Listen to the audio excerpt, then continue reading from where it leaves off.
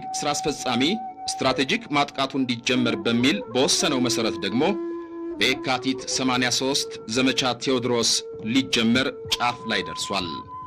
በዚህ ወቅት የደርግ 25ኛ ክፍለ ጦር 4 እግረኛ ብርጌድ ይዞ ከአዲስ ዘመን አምባ ጊዮርጊስ ወደ መተማ በማድረግ ማዕከሉን አዘዞ ላይ አድርጓል።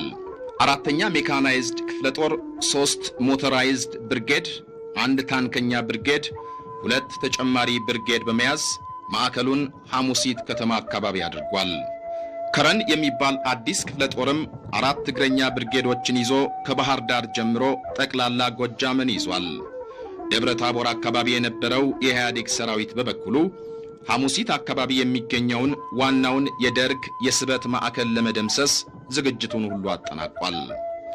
በአንጻሩ በአካባቢው የነበሩ የደርግ መኮንኖች በወቅቱ ድል እየተቀዳጁ መሆናቸውን ከመግለጽ ጀምሮ የሰራዊቱን ሞራል ለማነሳሳትም ከፍተኛ ጥረት እያደረጉ ነበር። ወቅቱ ጥያቄ በጠረጴዛ ዙሪያ ተሰባስበን እንነጋገር ብቻ ሳይሆን ጠንክሮ መዋጋት በመሆኑ በጊዜያዊ ድል ያበጡትን ጠላቶቻችንን ለማፈንዳት ዝግጅቱ በተጠናከረ ደረጃ መቀጠል ይኖርበታል። በርግል መካናይዝድ ክፍለ ጦራችን በዋለባቸው የውጊያ ውሎች ማለትም በሰሜን ጎንደር፣ በደብረ ታቦር፣ በስቴ፣ በወረታ፣ በአጸደ ማርያም ጠላትን በመበታተን በተለያዩ ጊዜያት በርካታ ድሎችን ሲያስመዘግብ መቆየቱን ወገን ብቻ ሳይሆን ጠላቶቻችን ራሳቸው የሚመሰክሩት የሀቅ እውነታ በመሆኑ ድላችን ለወደፊቱም በርትቶ የሚቀጥል ይሆናል። ማዕረግም ይሰጣል። አሁንም ከሁሉም ክፍል ለእናንተ የበለጠ ማዕረግ ተሰጥቷል። በቅርብ ቀና በብርጌድ አዛዣችን በተፈጥሮ አዛዣችን ይዘማል ተሰጥቷል። ደርሷል አይደለም ወይ? ደርሷል። እኛ ለሜካ የማናረገው ነገር የለም። በጫካ ውስጥ ወንበዴ ወሮ በላ ተሰብስቦ ማጅራት መቺ ጸረ ቤተኛ ተሰብስቦ ነው እዚህ የሚወጋ። ታዲያ ለዚህ መበቀራል መርፍ ይህም የታጠቅም እንዴት ይሆን? ደርጎች የሰራዊቱን ሞራል ለማነሳሳት ብዙ ቢጥሩም ሰራዊቱ ግን ያሉበት የተለያዩ ችግሮች እንዲቀረፉለት ጥያቄ ለመጠየቅ እንኳን በፍርሃት ይርድ ነበር። እሺ ፈርቱ ልጆች ኮቾሮ አለ ብላችኋል። በስፋ አለ አለ ምንም ምንም በላንታ ማመራ አንድ ብዙ ነው ችግር ችግር አለ። አንድ ጥያቄ ብቻ አጭር ነው የምፈልገው። አይ ችግር የለንም ደግሞ ትናንትና ከሸለቃችን ላይ የሚመጣ ግን ሱካርን የኛ መጠናው ያለ ስልጠናችን ዛሬ አራቀም ተሰነ ቀናት ወደ በርተኞች በሳምንት አጥቅመት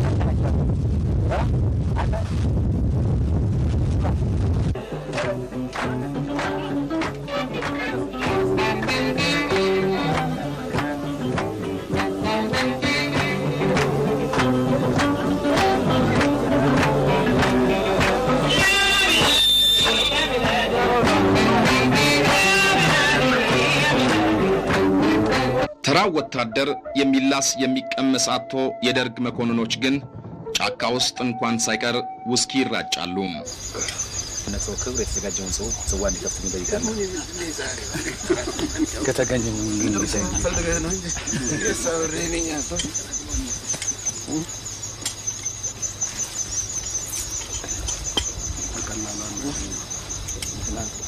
አመራረቱ እንጂ ለኔ ደግሞ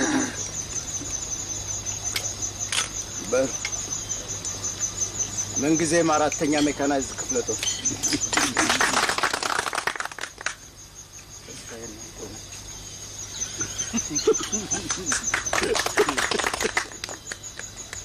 አባቱ ኮሮ አለ አላም ኮሮ የለም። ዋ ሳመሰግንልህ ልጅህን አትወድም ማለት የጠላቶቻችንን ደም እንዲህ እናፈሳለን። የታይ ሰራዊታችን በአሁኑ ጊዜ ከጠላት ጋር በከፍተኛ ፊልማ ላይ ይገኛል፣ ግንባር በግንባር እና በሰሜን ሸዋ ጉጠኛው ወንበዴ